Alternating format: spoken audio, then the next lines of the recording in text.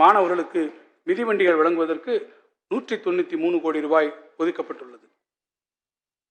சிறுபான்மை கல்வி நிறுவனங்களில் நீண்டகால கோரிக்கையேற்று அவற்றுக்குரிய சான்றிதழ்களை நிரந்தரமாக வழங்குவதற்கான ஆணைகள் வெளியிடப்பட்டுள்ளன. இந்த முடிவு சிறுபான்மையினர் இடையே பெரும் வரவேற்பை பெற்றுள்ளது. வழிபாட்டு தலங்களுக்கு முறையான அனுமதி பெறுவதிலும் வழிபாட்டு தலங்களில் புனரமைப்பு பணிகளை மேற்கொள்வதிலும் உள்ள இடர்பாடுகளை களைந்திட விரிவான வழிகாட்டு நெறிமுறைகள் விரைவில் வெளியிடப்படும். பள்ளிவாசல்களில் தர்காக்களையும் பழுது பார்ப்பதற்கும் சீரமைப்பதற்கும் இந்த ஆண்டு 10 கோடி ரூபாய் மானியம் வழங்கப்படும். கன்னியாகுமரி மாவட்டம், தக்கலை, வேலூர், தென்காசி மாவட்டத்தில் பொட்டல்புதூர் உள்ளிட்ட இடங்களில் உள்ள தர்காக்கள் இந்த ஆண்டு சீரமைக்கப்படும். தேவாலயங்களை பழுது பார்ப்பதற்கும் சீரமைப்பதற்கும் இந்த ஆண்டு 10 கோடி ரூபாய் மானியம் வழங்கப்படும். சென்னையில் சூளை, கடலூர் மாவட்டத்தில் விருதாச்சலம், சிவகங்கை மாவட்டத்தில் இடைக்காட்டூர் உள்ளிட்ட பல்வேறு இடங்களில் உள்ள தேவாலயங்களை பழமை மாறாமல் புதுப்பிக்கப்படும். இந்த வரவு செலவு திட்ட மதிப்பீடுகளில் பிற்படுத்தப்பட்டோர், மிகவும் பிற்படுத்தப்பட்டோர் மற்றும் சிறுபான்மையினர் நலத்துறைக்கு 1429 கோடி ரூபாய் ஒதுக்கீடு செய்யப்பட்டுள்ளது. மாற்றுத்திறனாளிகள் என்ற பெயரை சூட்டியது மட்டுமல்லாமல் அவரது நலனுக்காக பல்வேறு முன்னோடி திட்டங்களை அறிமுகப்படுத்தியவர் முத்தமிழறிஞர் கலைஞர் அவர்கள் என்பதை நாடறியும். அந்த வழியில் நமது மாண்புமிகு முதலமைச்சர் அவர்களின் நேரடி கட்டுப்பாட்டின் கீழ் இயங்கி வரும் மாற்றுத்திறனாளிகள் நலத்துறை பல்வேறு முன்னெடுப்புகளை எடுத்து வருகிறது. உலக வங்கி நிதியுதவியுடன் 1763 கோடி ரூபாய் மதிப்பீட்டில் மாற்றுத்திறனாளிகளின் உரிமை திட்டம் ரைட்ஸ் ப்ராஜெக்ட் செயல்படுத்தப்பட்டு வருகிறது. மாற்றுத்திறனாளிகள் வசிக்கும் பகுதிகளிலேயே அவர்களுக்கு தேவையான சேவைகளை வழங்குவதோடு அவர்களுக்கான வேலை வாய்ப்புகளை அதிகரிக்கும் நோக்கத்தோடு முதற்கட்டமாக 15 மாவட்டங்களில் இத்திட்டம் செயல்படுத்தப்பட்டு வருகிறது. தன்னார்வலர்கள், தொண்டு நிறுவனங்கள் வாயிலாக கடுமையாக பாதிக்கப்பட்ட மாற்றுத்திறனாளிகளுக்கு அவர்கள் இல்லம் சார்ந்த சிகிச்சைகளும் வழங்கப்படும்.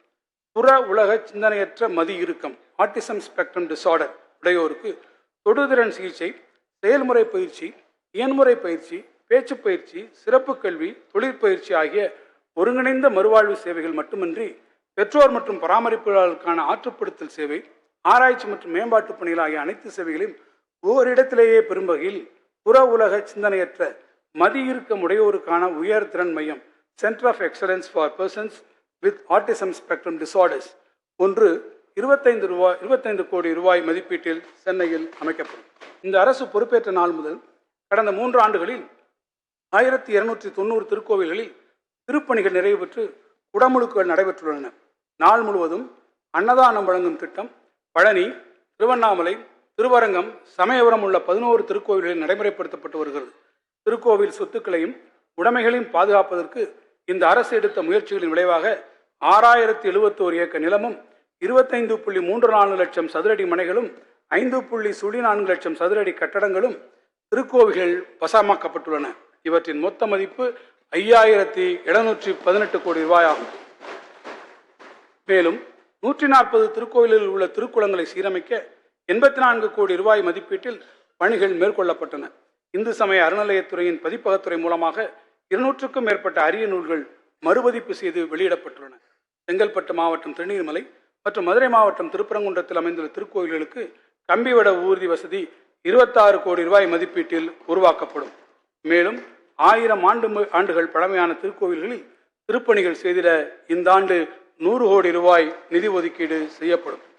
தமிழ்நாடு $1 டிரில்லியன் பொருளாதாரம் என்ற லட்சிய இலக்கினை எய்திடுவதில் சுற்றுலா மேம்பாடு ஒரு பெரும்பங்கை ஆற்றிடும் என இந்த அரசு உறுதியாக நம்புகிறது. இந்த நோக்கத்துடன் கன்னியாகுமரி, மதுரை, தஞ்சாவூர், திண்டுக்கல், கோயம்புத்தூர், திருவண்ணாமலை உள்ளிட்ட முக்கிய சுற்றுலா தலங்களில் ஒருங்கிணைந்த சுற்றுலா தல மேம்பாட்டு திட்டங்கள் செயல்படுத்தப்படும். சுற்றுலா தலங்களை மேம்படுத்துதல், புதிய சுற்றுலா தலங்களை உருவாக்குதல், கட்டமைப்பின் பராமரிப்பு, இளைஞர்களுக்கு திறன் மேம்பாடு வாயிலாக வேலைவாய்ப்பு அதிகரித்தல் போன்ற பல்வேறு அம்சங்கள் இத்திட்டத்தில் அடங்கும். அரசு தனியார் பங்களிப்புடன் இத்திட்டம் செயல்படுத்தப்படும். தமிழ்நாட்டில் சுற்றுலாத்துறையை மேம்படுத்திட அனைத்து மாவட்டங்களிலும் மாவட்ட ஆட்சித்தலைவரின் தலைமையில் சுற்றுலா வளர்ச்சி குழுமங்கள் உருவாக்கப்படும். ஒவ்வொரு மாவட்டத்திலும் உள்ள சுற்றுலா தலங்களை மேம்படுத்துவது குறித்து அனைத்து தரப்பினருடன் கலந்து ஆலோசித்து உரிய திட்டங்களை தீட்ட இந்த வளர்ச்சி குழுமங்கள் உதவும்.